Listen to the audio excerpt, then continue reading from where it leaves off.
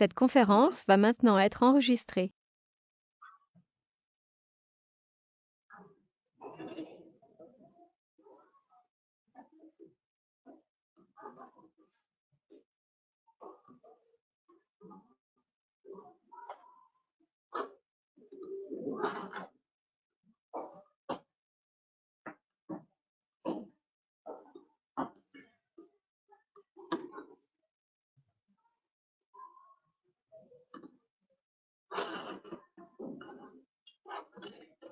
شحال يدخلوا؟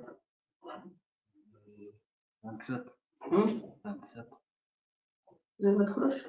دخلوا وعاودوا راحوا كي ولاو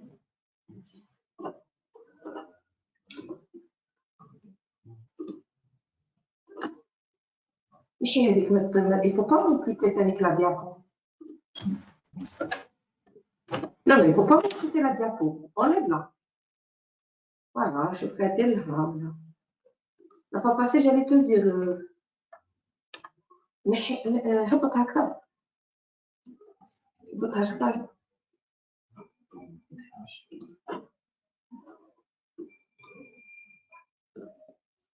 Tout ce que tu peux faire, Max. Ok.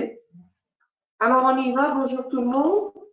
Aujourd'hui, on va voir l'une des pathologies les plus fréquentes et les plus graves en cardiologie. C'est le syndrome coronarien aigu. C'est la pathologie la plus fréquente. À l'heure actuelle, c'est la pathologie la plus grave. Le nombre de décès rattachés au syndrome coronarien aigu est le plus élevé à travers le monde entier. Avant d'entamer le syndrome coronarien aigu, il faut d'abord faire un petit rappel anatomique sur la circulation du cœur ou la nutrition du cœur. Le cœur est nourri grâce à des artères qui s'appellent des artères coronaires. Il y a l'artère coronaire, le tronc commun gauche, qui se bifurque en interventriculaire antérieur et en circonflexe. Et vous avez également la coronaire droite. Ces trois coronaires, principalement ces trois réseaux épicardiques, assurent la nutrition du cœur et prennent naissance à partir de l'ordre initial, c'est-à-dire le premier vaisseau qui sort de l'aorte et assure la nutrition d'un organe, c'est bien ces artères coronaires. Et ces artères coronaires, vous avez l'interventriculaire antérieur qui siège dans le sillon interventriculaire antérieur. C'est pour cette raison qu'on dit interventriculaire antérieur, c'est-à-dire entre le ventricule droit et le ventricule gauche dans le sillon interventriculaire antérieur. Et vous avez la circonflexe qui siège dans le sillon auriculoventriculaire, c'est-à-dire entre l'oreillette gauche et le ventricule gauche. C'est le sillon auriculoventriculaire gauche. Et vous avez la coronaire droite qui siège dans le sillon auriculoventriculaire droit. En fait, la circonflexe avec la coronaire droite constitue un cercle. C'est comme si un cercle. Alors que l'interventriculaire antérieur, elle siège dans ce sillon-là pour donner ce qu'on appelle comme si c'était un arceau. Donc, vous avez le cercle plus l'arceau, ça fait comme une couronne d'un roi. C'est pour cette raison qu'on appelle les artères coronaires. C'est une couronne. En quelque sorte, le cœur, grâce à cette circulation-là, grâce à ces artères coronaires-là, il n'y a aucune partie qui est ratée. Toutes les parties du cœur sont irriguées. Il y a la circonflexe d'un côté, il y a la coronaire droite d'un côté, il y a l'interventriculaire antérieur de l'autre côté, et ces trois vont faire ce qu'on appelle sous forme d'une couronne. C'est la couronne du roi. C'est parce que réellement, le cœur, c'est le roi du corps. Donc, ces artères coronaires-là, quel est leur rôle? Le rôle principal de ces artères coronaires, c'est de nourrir le cœur. Le cœur, c'est un organe. Et c'est l'organe qui travaille plus. C'est l'organe qui travaille de façon permanente. Si tous les organes trouvent le moyen de se reposer pendant la journée ou durant la nuit, le cœur ne s'arrête pas. Parce que si le cœur s'arrête, la vie s'arrête. Le cœur, c'est l'organe qui fonctionne sans arrêt. Il veille, non seulement ça, il veille à la nutrition de tous les organes. C'est comme si il est responsable de la vie des autres organes. C'est-à-dire, si le cœur il s'arrête, les autres organes ne seront pas irrigués parce qu'ils dépendent du cœur. Le cœur ne dépend pas des autres organes, mais les autres organes dépendent du cœur. Le cœur, c'est l'organe qui fonctionne, qui pompe le sang, c'est une pompe, et qui fonctionne sans arrêt. Donc, cette pompe-là, au moins, on va la nourrir. Mais elle assure sa propre nutrition. C'est-à-dire que le cœur, il pompe le sang et il va envoyer il commence par soi-même. Il va irriguer le cœur. Le cœur, il envoie le sang pour commencer par l'irrigation de soi-même. Et puis, il va, bien sûr, le cerveau, les poumons, les autres organes, les membres supérieurs et inférieurs, et tous les viscères. Donc, cet organe-là, si jamais il y a une occlusion d'une artère coronaire, pour une raison X, il va y avoir une souffrance du myocarde. Le myocarde, il dépend de ces artères coronaires. Si jamais il y a une occlusion de ces artères coronaires, il va y avoir une souffrance d'un territoire qui dépend d'une artère. Par exemple, si c'est l'interventriculaire antérieur qui est occluse, c'est toute la paroi antérieure qui souffre. Si la circonflexe qui est occluse, c'est la paroi latérale qui souffre. Si c'est la coronaire droite qui est occluse, c'est la paroi inférieure du ventricule gauche et le ventricule droit qui souffre. Donc, vous voyez que chaque artère, elle va irriguer un territoire. Et si jamais cette artère-là, elle est occluse, c'est ce territoire-là qui va souffrir. Si les trois sont occluses, tout le myocarde souffre et le malade, généralement, il décède. Il ne va pas attendre. D'accord? D'ailleurs, c'est ce qu'on appelle l'infarctus ou le syndrome coronarien aigu circonférentiel. On va voir. Dans le syndrome coronarien aigu, ce que vous devez connaître, c'est qu'il y a plusieurs formes. Principalement, il y a deux formes. Il y a le syndrome coronarien aigu avec sus-décalage du segment ST et sans sus-décalage du segment ST. Je vais vous prendre la chose dès le départ. Un syndrome coronarien aigu avec sus-décalage du segment ST. On a vu dans l'électrocardiogramme normal que le segment ST, il est isoélectrique. Si jamais il y a un sus-décalage du segment ST, il faut suspecter le syndrome coronarien aigu avec sus-décalage du segment ST. Et il y a la forme sans sus-décalage du segment ST, qui est très vaste, et on va voir tout de suite. Alors, avant d'aborder le syndrome coronarien aigu, avec sus-décalage ou sans sus-décalage, je vous parle un peu de la coronaropathie. C'est quoi cette coronaropathie? Ou c'est quoi le problème coronarien? Il y a des artères coronaires. On est avec des artères coronaires parfaites. Mais c'est l'être humain qui va bousiller ces artères coronaires avec le temps. Il y a des facteurs de risque. Il y a le tabac. Il y a la nicotine, qui contient de la nicotine. Il y a le diabète, qui entraîne une altération de la paroi endothéliale. Il y a l'hypertension artérielle. Cette hypertension artérielle qui commence à provoquer des abrasions des artères coronaires. Et l'abrasion des artères coronaires fait qu'il va y avoir un dépôt de certains éléments, tels que les macrophages, les lipides, etc. Il va y avoir une plaque, ce qu'on appelle une plaque athéromateuse. Donc, principalement, c'est l'athérosclérose qui va être responsable de ce syndrome coronarien aigu. Vous avez l'obésité, le stress, la sédentarité et surtout, la mauvaise alimentation. Quand on ne mange pas sain, quand on mange du n'importe quoi, quand on ne mange pas un repas consistant, mais pas trop riche en glucides et pas trop riche en lipides, c'est ça ce qui va entraîner une dégradation du lit artériel et surtout le lit coronarien. Donc, il y a certains facteurs de risque qui vont intervenir durant notre vie et qui vont faire qu'il va y avoir une modification de la paroi endothéliale des artères coronaires. Il n'y a pas que les artères coronaires qui peuvent être touchées. Le malade, il peut avoir une artériopathie des membres inférieurs. Il peut avoir une plaque au niveau des troncs supraos. Il peut faire même un AVC parce qu'il y a une plaque d'athérome dans les artères cérébrales. Avec le temps, donc, ça c'est ce qu'on appelle l'athérosclérose.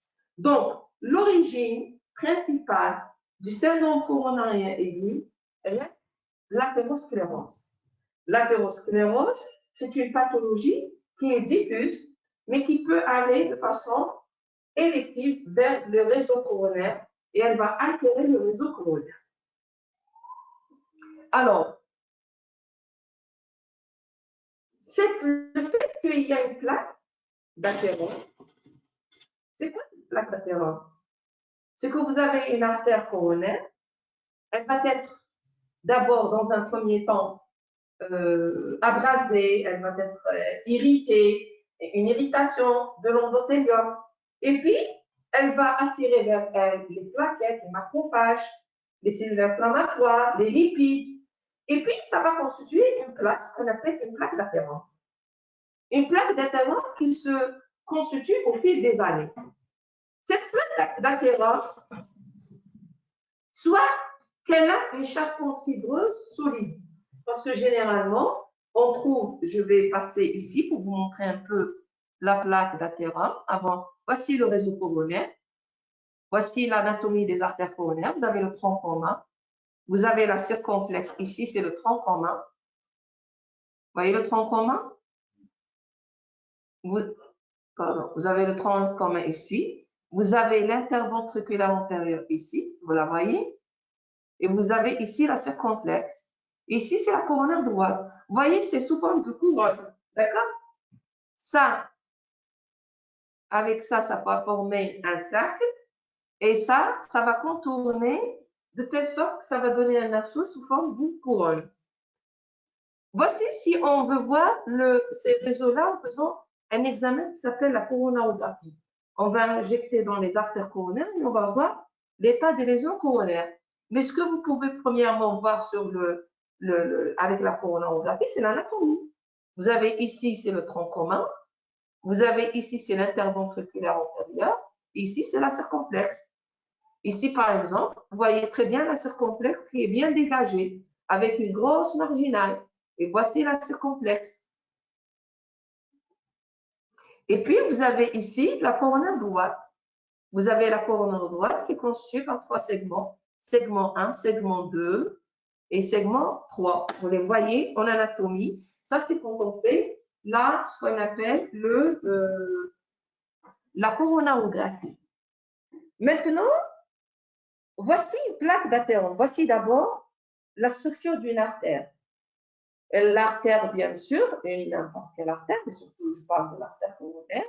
Vous avez le tissu conjonctif et les fibres musculaires vers l'extérieur. Puis, il y a ce qu'on appelle une limitante élastique externe. Puis, il y a les cellules, encore d'autres cellules musculaires. Puis, il y a la limitante élastique interne. Puis, il y a le tissu conjonctif et surtout l'endothélium. Voilà l'endothélium. Voici, donc, l'endothélium. C'est la paroi qui tapisse donc l'intérieur de l'artère coronaire. Alors, qu'est-ce qui se passe en fait? Je reviens ici pour vous montrer un peu ce qui se passe. Avec le temps, il va y avoir une plaque d'athérome. Cette plaque d'athérome-là, elle est généralement couverte par un tissu fibreux.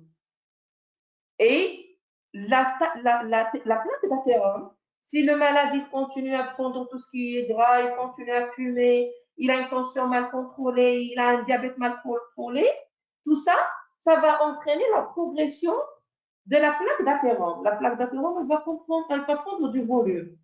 Le noyau, son noyau, il va devenir très, très développé. Si la charpente fibreuse, elle est bien solide, le malade, il ne sent rien. Qu'est-ce qu'il va sentir? Il va sentir une douleur quand il fait un effort. Pourquoi? Parce que cette plaque d'athérome, à l'état normal, le cœur, il est bien nourri, il y a quand même un passage de sang, mais à l'effort, le myocarde, il demande plus d'oxygène, alors qu'il y a la plaque d'athérome qui obstrue le réseau coronaire. Donc, le malade, il va vous dire, dès que je passe un effort, j'ai très mal. Il vous dit encore, quand j'arrête de faire l'effort, je n'ai plus mal. Ça, c'est longueur d'effort typique. Typique et spécifique pour le cœur. Il n'y a jamais une douleur, on fait une douleur quand on a mal, rétrosternal, et quand on s'arrête, on n'a plus mal. Ça, c'est ce qu'on appelle longueur d'effort. Longueur d'effort, quelqu'un qui vient consulter pour cette symptomatologie, il vous dit, docteur, moi, quand je suis au repos, je suis très bien, mais quand je monte les escaliers, ou je marche dans une pente, ou je fais un effort, j'ai mal. Quand j'arrête de faire l'effort, je n'ai plus mal. Ça, c'est ce qu'on appelle longueur d'effort, et il doit être exploré, mais ce n'est pas une urgence.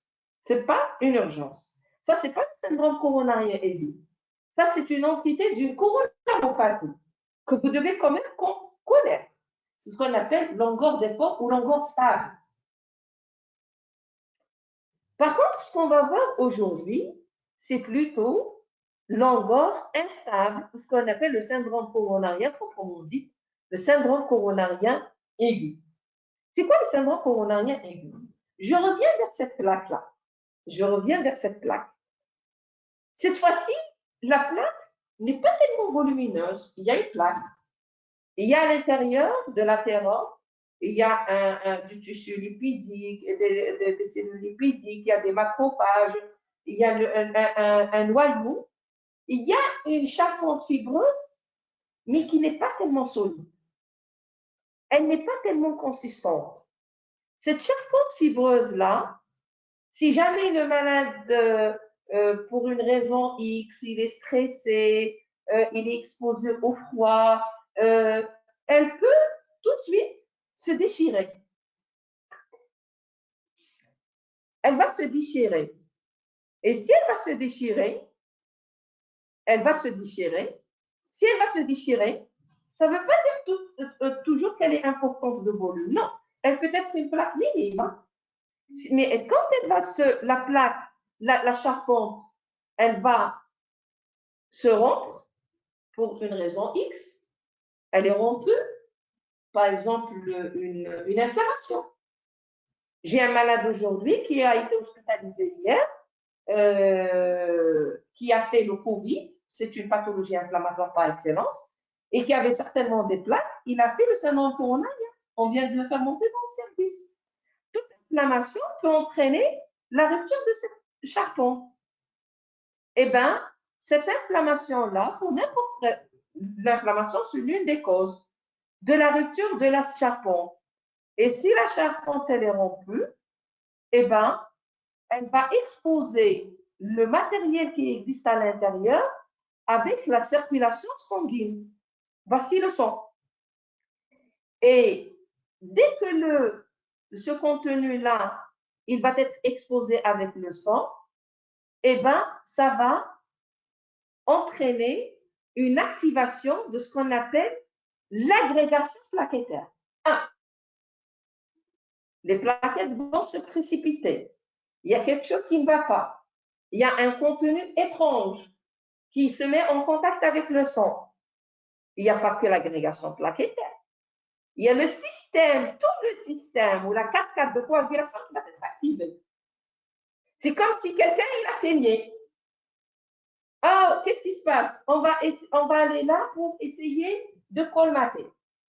Il y a le système, il y a l'agrégation plaquettaire d'une part, et il y a le système ou la cascade de coagulation d'autre part, qui vont se précipiter vers cet endroit. En fait, la plaque, quand elle s'est rompue, il n'y a pas beaucoup de déchets à l'intérieur. Mais qu'est-ce qui fait le drame? C'est cette coagulation et cette agrégation plaquettaire qui vont se précipiter sur le lieu et ils vont constituer un caillot sanguin. Et hop, l'artère coronaire, elle sera occlue. C'est pas parce que le matériel qui est contenu qui est important, non. C'est parce que la coagulation et l'agrégation plaquettaire qui sont qui sont activées et qui agissent de façon très, très importante, de telle sorte qu'il va y avoir la formation d'un caillot sanguin. On peut voir comme ça.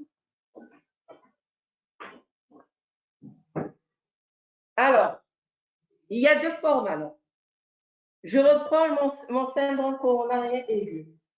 Voici qu'est-ce qui s'est passé. Il y avait une plaque qui s'est rompue. Cette plaque, elle a mis le contenu avec la circulation sanguine en contact. L'agrégation plaquettaire activée, la coagulation activée, et ces deux vont participer à la formation d'un caillot sanguin qui va soit occlure complètement l'artère coronaire. C'est ce qu'on appelle le syndrome coronarien aigu avec sus décalage du segment resté. Soit ça va subocclure, c'est-à-dire que l'occlusion n'est pas totale. Et c'est ce qu'on appelle tout simplement le syndrome coronarien aigu sans sus-décalage du segment resté. C'est trop simple. C'est trop simple pour vous répéter ça. Donc, voici ce qui se passe. Faisons une coupe transversale de l'artère coronaire. Vous avez ici un cœur lipidique. Ça, c'est la plaque d'artère. Ça, c'est la capsule fibreuse. Et ce qui est en violet, c'est la lumière, c'est là le sang, par exemple. D'accord? Si jamais il y a une rupture de la plaque, il va y avoir de la thrombose qui va se constituer. D'accord? Soit la thrombose, elle est totale. Vous voyez ça? Ce qui est en rouge. Soit la thrombose, elle est totale, ça va vous donner une occlusion aiguë et c'est le syndrome coronarien aigu avec sus-décalage du segment ST. Soit la thrombose, elle n'est pas tellement occlusive et là, ça va vous donner un syndrome coronarien aigu sans sus-décalage du segment ST.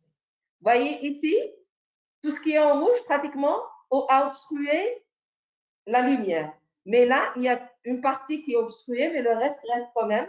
Et ça, c'est le syndrome coronarien aigu sans sus-décalage. Donc, je reviens vers ma définition. Je vous ai donné la physiopathologie. La physiopathologie, quand vous avez un malade avec syndrome coronarien aigu, avec sus-décalage du segment ST, ça veut dire tout simplement qu'il a fait une occlusion d'une artère coronaire parce que la plaque, elle s'est rompue et elle a activé la coagulation sanguine et elle a activé l'agrégation plaquettaire. Mais comment on fait le diagnostic de ce syndrome? Le diagnostic de ce syndrome-là, on dit syndrome. Ça veut dire qu'on doit avoir certains éléments qui doivent être présents pour parler du syndrome coronarien aigu. Alors, parmi les critères les plus importants pour parler du syndrome coronarien aigu, généralement, c'est la douleur. Quand on a une occlusion d'une artère coronaire, il y a le myocarde qui souffre. Vous savez, quand on a une occlusion d'une artère des membres inférieurs, la première des choses, c'est que le malade, il va vous dire j'ai mal, j'ai mal, j'ai mal. C'est vrai? Eh bien, c'est la même chose. Mais la douleur du cœur, là, elle siège en rétrosternal. C'est une douleur rétrosternale, en bas, constrictive, en étau, parfois sous forme de brûlure, qui siège dans la région rétrosternale, sur tout le précordium. Le malade, il tient le thorax avec ses deux mains. C'est une douleur qui peut irradier vers les deux membres supérieurs, parfois seulement le membre supérieur gauche, qui peut irradier vers la mâchoire. C'est une douleur intense. Ça veut dire intense. Le malade ne va pas vous dire que j'ai mal seulement. Vous allez voir qu'il a des signes, il transpire. Vous voyez qu'il a des sueurs. Vous voyez qu'il est agité, qu'il est anxieux. C'est des signes, des critères pour vous dire que la douleur, elle est tellement intense et que le malade n'arrive pas à la supporter. Et parfois, c'est une douleur insupportable. C'est une douleur insupportable. Hier également, ils ont hospitalisé un malade. La douleur, elle était tellement insupportable qu'ils étaient obligés de l'endormir avec même du Valium. Parce que la douleur était insupportable. Alors, maintenant, devant toute douleur thoracique, où le malade, il vient et vous dit j'ai une douleur rétrosternale en bas, constrictive, en brûlure qui irradie vers les membres ou qui irradie vers la mâchoire, il faut mettre devant vos yeux le syndrome coronarien aigu. Et le plus beau, c'est qu'il ne va pas vous dire que c'est une douleur à l'effort. Il va vous dire, j'étais assis, j'ai rien fait. Peut-être qu'il a fait, mais il vous dit que c'est une douleur spontanée, surtout. Le fait qu'elle est spontanée. Eh bien, une douleur spontanée, rétrosternale, constrictive, en étau, sous forme de brûlure, ou en bas, qui irradie vers les membres supérieurs, qui irradie vers la mâchoire. Il faut mettre devant vos yeux le syndrome coronarien aigu. Monsieur, vous avez un problème coronarien. Allongez-vous sur la table, laissez-moi vous examiner. Bien entendu, vous allez examiner le malade tout de suite. Vous allez prendre la tension au niveau des deux bras, mais surtout, vous allez faire l'électrocardiogramme. Et l'électrocardiogramme, c'est l'élément qui définit par la suite la thérapeutique. Si vous allez trouver un sus-décalage du segment MC dans un territoire systématisé, par exemple, vous allez trouver un sus-décalage du segment ST en D2, D3 et ABF, c'est-à-dire en inférieur. C'est-à-dire que c'est la coronaire droite qui est incluse. Ou bien vous allez trouver un sus-décalage en B1, B2, B3, B4. Ça veut dire que c'est l'interventriculaire antérieur qui est occluse. Il faut au moins 2 dérivations contigües pour parler, parce que c'est systématisé. On ne peut pas avoir un sus-décalage dans une dérivation en B2 et on n'a pas ça en B3. Alors qu'elles sont contiguës, elles sont l'une à côté de l'autre. D'accord? Il faut au moins 2 dérivations. Et tout de suite, vous dites, ah, mon maladie fait un syndrome coronarien aigu avec 6 décalages du segment ST. Comme son nom l'indique. C'est comme son nom l'indique. Le 6 décalage du segment ST. Maintenant, vous avez parfois le malade, il fait vous faites l'électrocardiogramme 12 dérivations, mais ça ne suffit pas. Attention, là, c'est un coronarien. Devant toute douleur thoracique, il ne faut pas se contenter de 12 dérivations. Il faut faire le V7, V8 et V9, qui sont les dérivations postérieures, et il faut faire le V3R et le V4R, qui sont les dérivations droites. Parce qu'on peut avoir un sus-décalage en V7, V8, V9, alors que vous ne le voyez pas quand vous faites les 12 dérivations. Vous voyez qu'un sous-décalage en V1, V2, V3, parce que chaque fois qu'il y a un sus-décalage dans un territoire, il y a des images en miroir dans l'autre territoire. Donc, si vous avez un sus-décalage en V7, V8, V9, vous pouvez avoir plutôt un sous-décalage en V1, V2, V3, parce qu'ils sont opposés, les images en miroir. Donc, devant tout patient qui présente, ce que vous devez retenir, devant tout patient qui présente une douleur thoracique évocatrice d'un syndrome coronarien aigu, il faut faire un électrocardiogramme 17 dérivations. Pas 12 dérivations, mais 17 dérivations, c'est-à-dire vous rajoutez le V7, V8, V9 et vous rajoutez le V3R et V4R. Bien entendu, il y a également un malade qui présente une douleur thoracique, mais quand vous faites l'électrocardiogramme, vous voyez qu'il est en train de faire un bloc de bronche gauche, intermittent. Il vient, il part, il vient, il part. Le bloc de bronche gauche d'installation récente, c'est l'équivalent d'un syndrome coronarien aigu, avec sus-décalage du segment ST. Pourquoi j'insiste sur le sus-décalage du segment ST? Quand on dit sus-décalage du segment ST, ça veut dire qu'il y a une occlusion totale. S'il y a une occlusion totale, on doit ouvrir l'artère. Pourquoi je vais ouvrir l'artère? Soit par les thrombolytiques, les médicaments qu'on va voir après-demain, Inch'Allah, ou bien avec l'angioplastie primaire. C'est-à-dire, quel que soit, il faut ouvrir l'artère, il ne faut pas laisser le myocarde se nécroser. Le myocarde, s'il se nécrose, il est foutu. C'est la cicatrice. Par la suite, il va y avoir une diminution de la fraction d'éjection, de la contractilité. Et si le malade va survivre, s'il va survivre, il va vivre avec une insuffisance cardiaque. S'il va survivre. Donc, vous avez certains éléments. Vous avez la douleur. Vous avez surtout le sus-décalage du segment ST et vous avez même le bloc de bronche gauche d'installation récente. Et quand vous allez doser, bien sûr, les enzymes cardiaques telles que la troponine, eh ben, vous allez trouver une troponine aiguë. C'est normal, parce qu'il y a une cellule qui souffre. C'est ce qu'on appelle la nécrose myocardique ou la souffrance myocardique. Donc, ça, c'est pour le syndrome coronarien aigu avec sus-décalage. Pour le syndrome coronarien aigu sans sus-décalage, le syndrome coronarien aigu sans sus-décalage, il est moins sévère, que ce soit dans la symptomatologie ou bien sur le côté électrique. Mais attention, pourquoi on doit l'hospitaliser? Parce que le syndrome coronarien aigu sans sus-décalage du segment ST, si on ne va pas traiter tout de suite, il va se convertir en syndrome coronarien aigu avec sus-décalage. C'est-à-dire la subocclusion initiale va devenir une occlusion totale. C'est pour cette raison qu'on doit hospitaliser le malade. Ce malade-là, il va présenter bien sûr un engorge spontané prolongé, plus de 20 minutes, régressif ou après absorption de la pénétrine, ça dépend des cas. Ou bien il fait un engorge d'effort sévère. C'est-à-dire, le malade, il vous dit, moi j'ai l'habitude, mon fils, d'aller, de faire une douleur quand je fais un effort. Mais ce dernier temps, devant le moindre effort, j'ai la douleur. C'est-à-dire que la douleur, elle est devenue très, très sévère. C'est un engorge d'effort très sévère.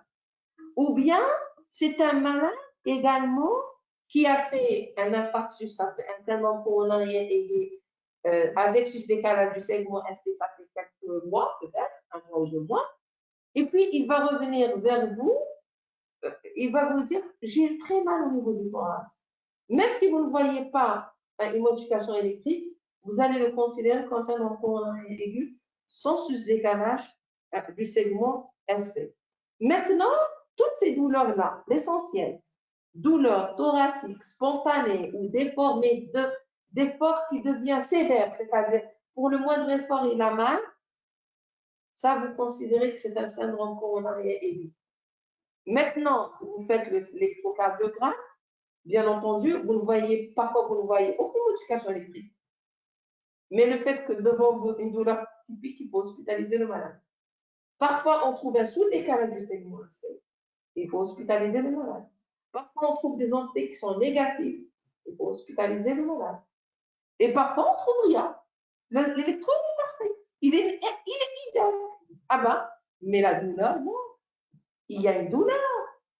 Et sur cette douleur-là, je ne dois pas lâcher mon malade. C'est une douleur typique. Si jamais je vais le lâcher, le ST-, le syndrome coronarien sans sus-décalage. Généralement, on dit sans sus-décalage, ST-. Et avec sus-décalage, on dit ST+. Voilà. C'est le vocabulaire courant qu'on utilise dans le service. Avec sus-décalage, c'est ST+. Sans sus-décalage, c'est ST-. D'accord? Voilà. Donc, c'est un vocabulaire qu'on utilise dans le service. Mais, il faut savoir que devant toute douleur thoracique typique, il faut hospitaliser. Et que c'est un syndrome coronarien aigu, jusqu'à preuve du contraire. S'il y a un sus-décalage, on va thromboliser. S'il n'y a pas de sus-décalage, on donne le traitement conventionnel du syndrome coronarien aigu qu'on a l'habitude de donner, on va le voir après. La physiopathologie, c'est bon, je viens de l'expliquer. Hein. S'il y a une occlusion totale, c'est le syndrome coronarien aigu ST+, ou syndrome coronarien aigu avec sus-décalage du segment ST. Et s'il y a et s'il n'y a pas de sus-décalage, c'est une subocclusion. Elle n'est pas totale. Pourquoi ça n'avance pas? Voilà, très bien, parfait. Alors, les facteurs de risque, comme je viens de les citer au début, c'est les facteurs de risque de l'athérosclérose. Il y a le diabète, il y a l'hypertension artérielle, il y a le tabac, il y a la dyslipidémie, il y a l'obésité, il y a les antécédents familiaux précoces. Généralement, c'est génétique. Les gènes, tout ce qui est acquis avec le temps, ça va devenir génétique. Parce qu'on modifie nos gènes. Et puis, les gènes modifiés vont être transmis aux autres générations. Donc, c'est généralement, ça devient génétique. L'obésité, une personne n'est pas obèse. Puis elle commence à manger, elle ne fait pas de sport, elle devient obèse. Après, elle va donner des enfants obèses. C'est ça, on modifie nos gènes. On modifie nos gènes. Et il y a le diabète, bien entendu, qui est premier Il y a la ménopause chez la femme, il y a la sédentarité, quelqu'un qui ne bouge pas, il y a le stress. Et généralement, la sédentarité, vous la voyez surtout chez les chauffeurs de taxi. Les chauffeurs de taxi, toute la journée assis sur le fauteuil en train de conduire, plus le stress de la route, l'embouteillage et tout, plus le tabac peut-être, une cigarette dans la main, et puis toute la journée c'est la même chose. Il s'alimente, il ne bouge pas, c'est l'obésité, et puis il n'a pas le temps de rentrer chez lui parce qu'il a des courses à faire, donc il mange chez le gargoutier, il mange tout ce qui est gras, et ben voilà, il a tous les facteurs de risque. La sédentarité, le stress et le tabac et la dyslipidémie et l'obésité et tout ce qu'il veut. Et s'il est encore diabétique, il va tomber, c'est la fête. OK? Il a tous les facteurs de risque.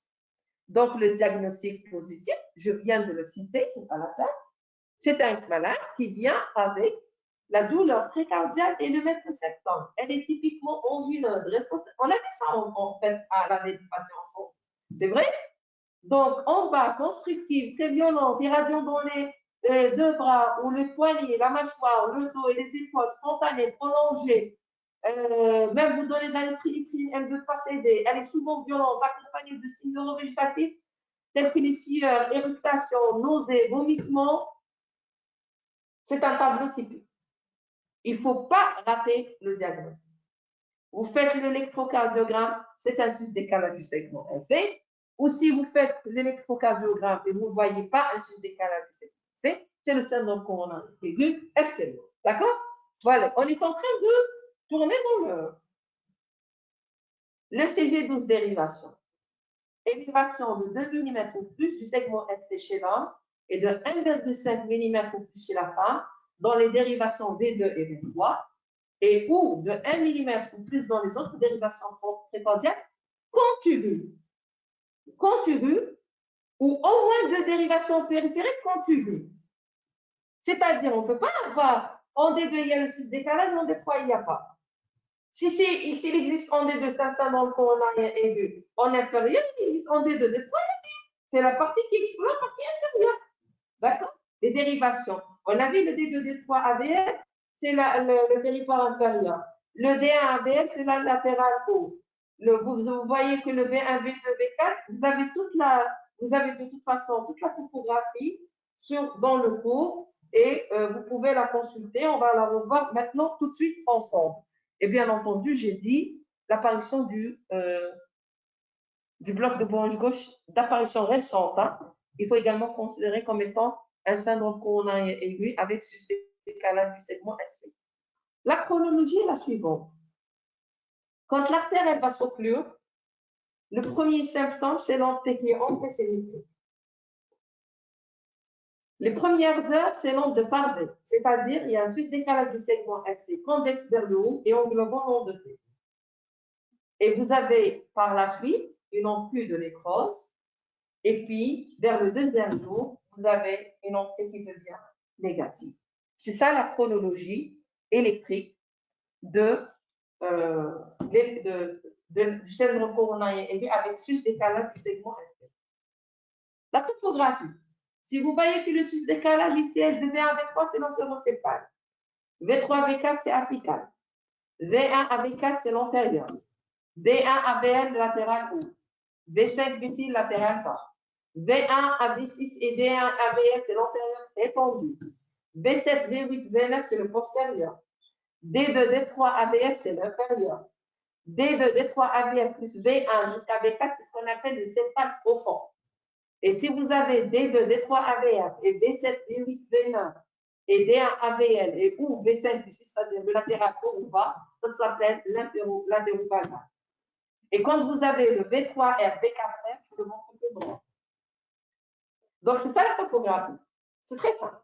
Vous n'allez qu'à l'apprendre. Comme ça, vous allez connaître les territoires. Par exemple, si c'est l'antéroseptal ou l'apical ou l'antérieur étendu, c'est l'interventriculaire antérieur qui est occluse. C'est clair. Si c'est l'inférieur ou le ventricule droit, c'est la coronaire droite qui est occluse. Si le latéral haut ou bas, c'est la subcomplexe qui est occluse. C'est clair? Voilà, c'est la topographie. parce que c'est systématisé. Voici donc, je vous donne un exemple d'un sus-décalage du segment ST, mais c'est un sus-décalage énorme. 1 carreau, 2 carreaux, 3 carreaux et 4 carreaux. Un sus-décalage de 20 mm. C'est un sus-décalage énorme. Ça, c'est un sus-décalage. Vous voyez très bien qu'il est surtout énorme en V3. Vous voyez ici? Voici la ligne de base et voici le sus-décalage. Par exemple, si vous prenez ici une onde P, intervalle PR, un aspect petit r grand S, et puis le segment ST ici, il est isoélectrique. Une onde T. Ici, le segment ST, il est où? Il est là. 1, 2, 3 et 4. Un sus-décalage énorme du segment ST en antérieur étendu. Vous voyez qu'ici, il dépasse même les 20 mm. Ici, il dépasse les 15 mm. Ici, il dépasse les 2 mm.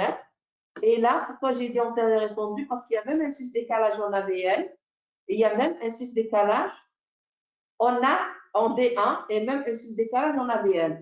Donc, si je reviens vers cette topographie-là, si je reviens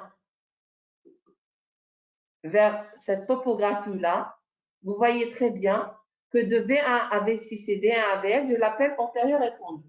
Donc, comme j'ai le sus-décalage en D1 et en AVL, et de V1 jusqu'à V6, eh ben, je parle d'un antérieur étendu. C'est un syndrome coronarien aigu avec sus-décalage du segment ST en antérieur étendu. Voici un autre électron. Vous voyez très bien ici qu'il y a un sus-décalage du segment ST en D2, en D3 et en AVR. Donc, c'est l'inférieur. Mais vous voyez également qu'il y a un sous-décalage en V1, V2, V3. Quand vous avez un sous-décalage en V1, V2, V3, qu'est-ce qu'il faut faire? Il faut demander les V7, V8, V9. Et quand on demande les V7, V8, V9, eh ben, on va trouver qu'il y a un sus-décalage en V7, V8, V9. La même chose que sur l'inférieur. Donc, c'est un inféro-basal. Dans la région basale, que vous voyez que les signes en miroir. Voici les signes en miroir. Signes en miroir en V1, V2, V3. Ah, là, c'est un syndrome coronarien sans sus-décalage du segment. Non. Il faut demander les basales, V7, V8, V9, et vous allez trouver qu'en basal, il y a un sus-décalage du segment ST, qui sont ça, c'est des signes en miroir. Et donc, c'est un inféro-basal. Vous voyez? Donc, c'est très simple. Vous n'avez pas beaucoup de choses à faire. Vous allez faire l'électrocardiogramme de cette dérivation. Et vous n'avez pas le droit de laisser les autres dérivations, parce que chaque dérivation traduit un territoire. Chaque dérivation explore un territoire. OK? Biologiquement, bien sûr, c'est la troponine de notre époque. La troponine n'existait pas. On utilisait les CEPA et les LDH. Et bien sûr, c'est un syndrome inflammatoire. Il y a une VS accélérée, il y a le fibrinogen, il y a une hyperphocytose. D'accord? Le syndrome coronarien aigu sans sus-décalage du segment ST, comme je viens de décrire tout à l'heure, c'est une douleur, soit spontanée prolongée, soit c'est un engobe qui devient très très sévère, soit c'est un engobe qui fait suite à un infarctus du myocarde, c'est-à-dire un syndrome coronarien aigu ST+, qui est récent, d'accord? Et électriquement, vous avez soit un sous-décalage du segment ST, soit vous avez un sus-décalage, mais non persistant. Parce que nous, dans la définition du segment ST, dans la définition du syndrome coronarien aigu avec sus-décalage du segment ST, on dit qu'il y a un sus-décalage du segment ST persistant. Alors que quand il n'est pas persistant, ça veut dire que l'artère, elle s'étend plus à un moment donné, puis elle s'est ouverte. Donc, je n'ai pas besoin de donner les thrombolytiques, c'est bon, elle est ouverte. D'accord? Et là, vous voyez qu'un sus-décalage de moins de 20 minutes, vous faites l'électro, ah, il y a un sus-décalage, je vais commencer à préparer. Et puis, hop, vous faites l'électro, ah, il n'y a plus de sus-décalage. Il était là, où est-ce qu'il est? Ah non, il n'est plus. Donc, je ne le considère pas comme ST+, mais je le considère comme ST-. Donc, c'est un syndrome coronarien aigu sans sus-décalage du segment ST. quand vous pouvez avoir une inversion transitoire de l'ondeté et quand vous pouvez également avoir un tracé qui est normal. D'accord? Donc, devant un tracé normal, ne me dites pas que les maladies PM, il ne fait pas de syndrome coronarien. Devant toute douleur typique, il faut considérer le malade comme un syndrome coronarien aigu. Maintenant, vous faites l'électro, vous trouverez un sus-décalage, c'est avec sus-décalage du segment C. Vous ne trouverez pas de sus-décalage, c'est sans sus-décalage. C'est très fort. On ne va pas rater ça. Alors, le diagnostic différentiel devant une péricardite. Mais la péricardite, attention, c'est une douleur, on a vu ça l'année passée. C'est une douleur qui est exacerbée par la respiration, par la toux. Mais quand vous vous mettez en position demi assise penchée en avant, vous êtes soulagé. Ça, la péricardite. Pour la dissection de l'aorte, attention, la dissection de l'aorte, on va voir le diagnostic. Après, on va faire le coup. C'est une douleur déchirante qui irradie vers le dos. Ce qu'on appelle irradiation dorsale. Pourquoi? Parce qu'elle suit le trajet de l'aorte. Elle suit le trajet de l'aorte. C'est une douleur qui est déchirante et qui irradie vers le dos. Donc, il y a des éléments sur lesquels on se base. Premièrement, on prend la tension artérielle au niveau des deux bras. Et surtout, on fait le cliché thoracique. Si on trouve un médiastin élargi, c'est une dissection de l'aorte. Si le médiastin n'est pas élargi, ce n'est pas une dissection de l'aorte. L'embolie pulmonaire. L'embolie pulmonaire, c'est une douleur basithoracique. Ça n'a rien à voir avec l'arythmosternum. C'est une douleur basithoracique. Généralement, le malade, il vous dit, j'ai une douleur ici, par exemple, en bas. Le pneumothorax. Le pneumothorax, c'est très facile. Vous faites l'auscultation, vous allez trouver qu'il y a un silence auscultatoire au niveau des poumons. Un pneumothorax peut donner une douleur également déchirante. Et la pathologie sous-diaphragmatique, bien sûr, ça, c'est votre examen clinique qui va déterminer ça. Mais il faut savoir qu'il y a des douleurs atypiques. Le malade, il vous dit, j'ai une douleur épigastrique. Attention, ça se pourrait que ce soit un infarctus. Donc, même si c'est une douleur épigastrique, faites très attention. Interprétez bien l'électrocardiogramme. Et s'il le faut, gardez le malade en surveillance. D'accord? Parce que le malade, il risque de faire un syndrome coronarien aigu. Bien entendu, les complications. Les complications les plus fréquentes, c'est les troubles du rythme et de la conduction, mais c'est surtout la fibrillation ventriculaire. Le syndrome coronarien aigu est la pathologie responsable de mort subite à travers le monde entier et c'est la cause de mort subite la plus fréquente. Le malade, il est bien et hop, il est décédé subitement. C'est un trouble du rythme, c'est la FV. C'est quoi la FV? Voici une FV. C'est un malade que j'ai hospitalisé il y a quelques années à l'hôpital, et il avait un sus-décalage du segment SC. Alors, ce malade-là, on a placé un ampère ECG pour lui, parce que tout simplement, à l'époque, je travaillais un peu sur les troubles du rythme en phase aiguë du syndrome coronarien. Et on place pour tous les malades, on place les haltères. Tous les malades qui viennent à l'hôpital, on leur place un ECG haltère, c'est-à-dire on enregistre le rythme cardiaque pendant 24 heures. Le soir, il est venu chez le médecin, il avait thrombolysé, c'est un ST+, il a placé le haltère, et le lendemain, quand j'étais partie au service, il y avait le résident qui m'a dit, docteur, votre malade, il m'a fait un arrêt cardiaque, et j'étais obligée de le choquer. Je lui ai dit, est-ce que vous avez enregistré quelque chose? Il m'a dit, non, c'était trop vite, j'étais obligée de le choquer. Je lui ai dit, est-ce que vous avez enlevé les patchs du haltère? Il m'a dit, non. Ah ben, je lui ai dit, c'est bon, vous n'avez pas enlevé les patchs, je vais lire le haltère, je vais voir ce qui s'est passé au niveau du haltère. Et alors, effectivement, j'ai mis la disquette c'est une carte mémoire que j'ai placée dans l'ordinateur, j'ai commencé à lire et j'ai trouvé effectivement que le malade, il avait fait une fibrillation ventriculaire. Vous voyez la fibrillation? Et ici, la fibrillation. Vous voyez la fibrillation? Et heureusement qu'il était hospitalisé, que le médecin l'avait choqué pour arrêter la fibrillation ventriculaire. On a un malade dans le service qui vient d'être hospitalisé avant-hier. Il a fait une fibrillation ventriculaire. Il a été choqué trois fois par le médecin de garde. Maintenant, il est vivant, il garde des séquelles neurologiques. C'est le malade qui était très agité.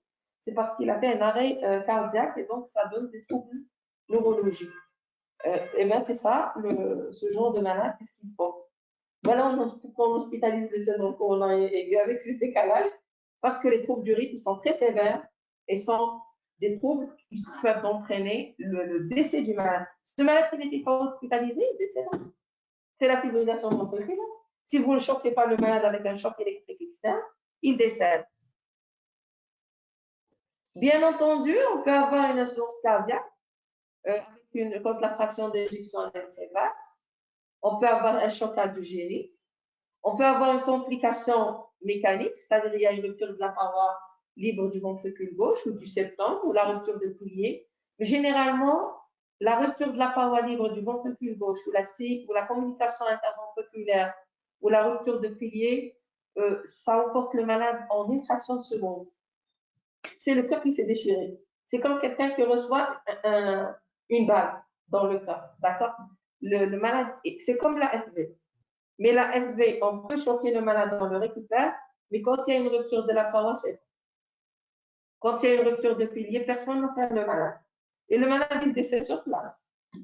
L'infarctus du ventricule droit, on peut avoir une extension vers la droite.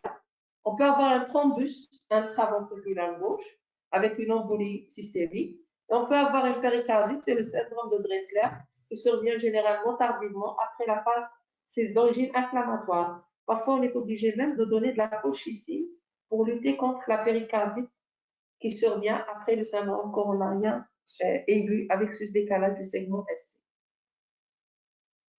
Voici un syndrome du sus-décalage du segment ST. En inférieur, vous voyez le sus-décalage ici? Il est de 2 mm, il est de 2 mm. Mais par contre, le malade, il fait plus que ça. Il fait un bloc auriculo-ventriculaire. Voici que le P n'est pas suivi de QRS. Que l'P est complètement dissocié de QRS. Ça, c'est ce qu'on appelle le bloc auriculo-ventriculaire complet. Et ça, c'est un cours à part. Ne vous inquiétez pas, je vais vous expliquer tout ça par la suite. Parce que les troubles conductifs, ça nécessite même de faire un pacemaker pour les malades.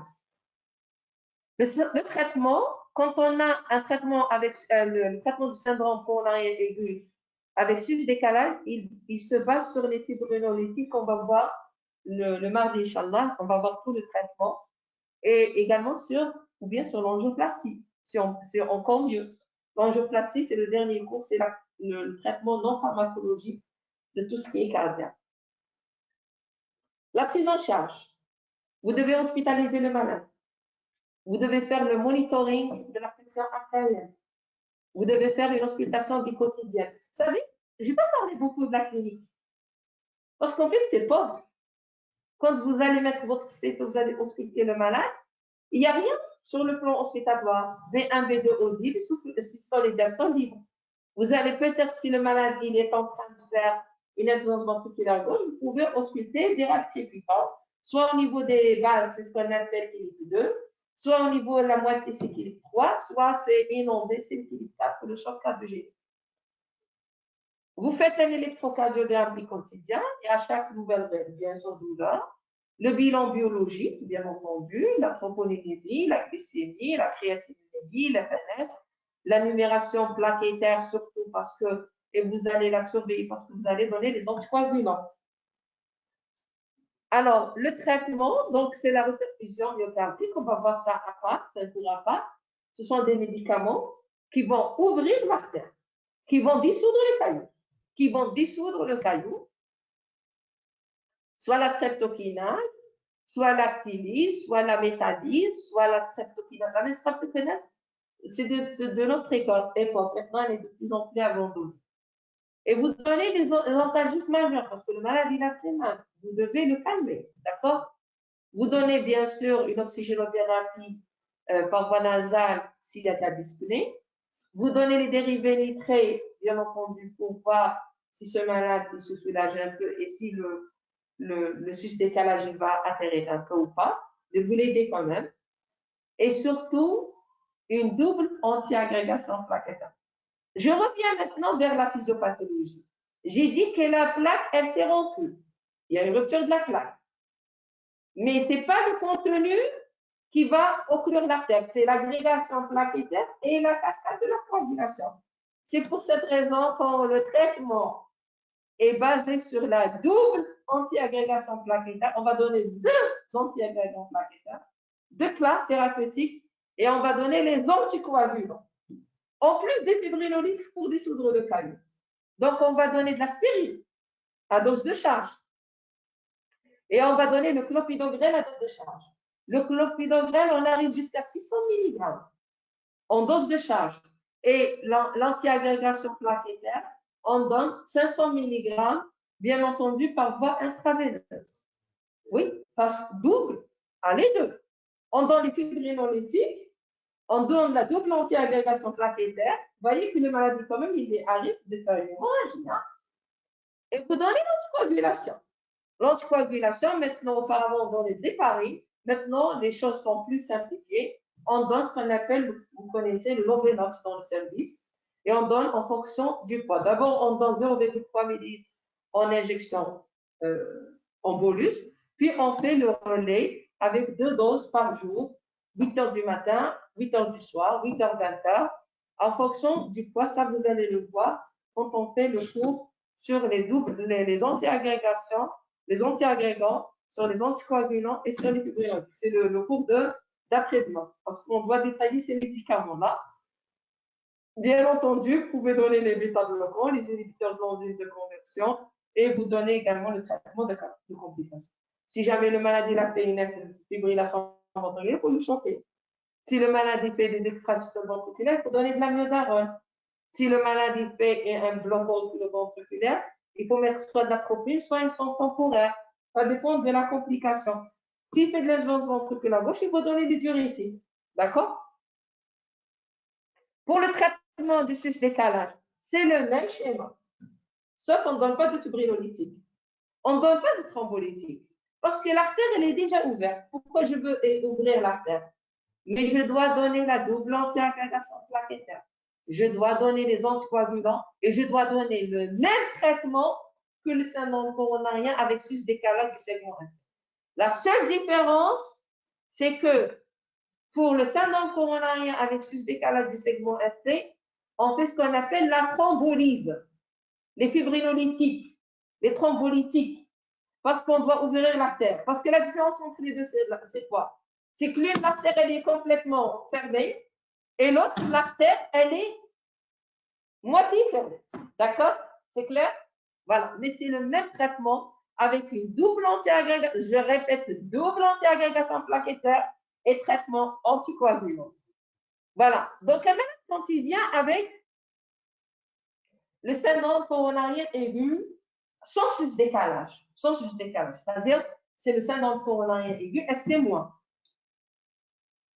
Et je donne, est-ce que je dois faire la coronarographie tout de suite? Si le malade, malgré le traitement que j'ai donné au malade, il fait toujours de la douleur, c'est une douleur persistante malgré le traitement. C'est un malade qui est en train de faire des signes d'aisance cardiaque ou une instabilité hémodynamique ou des troubles du rythme. Là, je dois faire la coronarographie tout de suite et je dois essayer d'enlever ce qu'il y a comme débris à l'intérieur de l'artère. Et là, c'est les malades à très haut risque et on doit les coronariser dans les médias. Maintenant, il y a des malades où le risque il est haut, mais pas très élevé. C'est-à-dire vous pouvez temporiser au moins 72 heures. Quand la troponine elle est élevée, quand il y a des variations fluctuantes du segment ST, quand il y a un diabète, quand il y a une insuffisance rénale, quand la fraction d'éjection elle est déjà basse, quand il y a de longueur post-infarctus précoce, antécédent d'infarctus, ça, vous pouvez attendre jusqu'à 72 heures. Par contre, vous avez les bas risques, c'est les malades qui, c'est bon. Dès que vous l'avez hospitalisé, vous avez mis le traitement, il vous dit c'est bon. Je n'ai pas refait douleur. Si vous êtes calme, il ne fait pas d'insuffisance cardiaque, vous êtes calme. Il ne fait pas de troubles du rythme, vous êtes calme.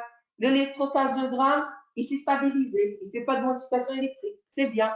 La troponinine que vous avez dosée, vous avez trouvé qu'elle n'y est pas, qu'il n'y a pas de microcellulaire. Ça, c'est un malade qu'il faut l'explorer à tête reposée. C'est comme une angoisse stable. D'accord? Qu'on a vu au début. Donc, voici le syndrome coronarien. Et le syndrome coronarien, c'est une pathologie qui est très, très grave Et généralement, dès qu'un malade rentre chez nous, on utilise ce qu'on appelle le score de Grace pour dire est-ce qu'il a une mortalité élevée ou faible ou intermédiaire. Le score de Grace, il tient compte de quoi? Il tient compte de l'âge. Chaque fois on est âgé, chaque fois on supporte mal. Il tient compte de la fréquence cardiaque. Si vous avez une fréquence cardiaque rapide, c'est-à-dire que vous êtes en train de préparer une urgence cardiaque. Il tient compte de la pression artérielle. Si la pression artérielle elle est basse, c'est un signe de mauvais pronostic. Il tient compte de l'insuffisance rénale. Si le malade fait une insuffisance rénale, c'est dramatique. Il tient compte du stade Philippe. Le Philippe, c'est quoi? Le Philippe, voici. Philippe 1, ça s'applique que pour le syndrome coronarien. Philippe 1, pas de signe d'urgence cardiaque. Philippe 2, rate crépitant, galop, le photodiastolique, signe droit, turbulence jugulaire, c'est la classe 2. Si vous avez un œdème pulmonaire, c'est classe 3. Et si vous avez un choc cardiogénique, c'est quoi le choc cardiogénique? C'est-à-dire avec une hypotension, avec des marbrures, avec une bosse de constriction, avec une oligo-anurie, avec cyanocire, ça c'est la classe 4. Et généralement, la classe 4, les malades d'inflation. C'est des malades qui décèdent. D'accord? Alors, je reviens ici. Donc, le stade d'équilibre.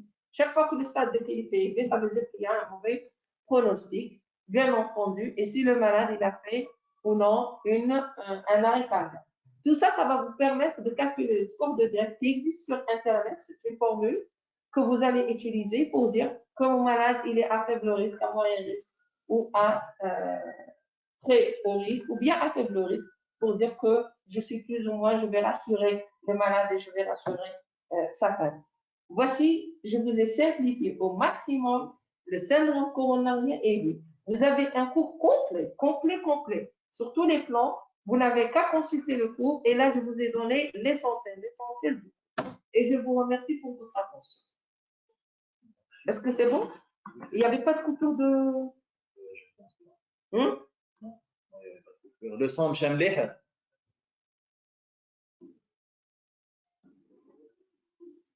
Oui, ça marche bien. Il est 11h, c'est très bien. On a commencé à 9h30. Hein?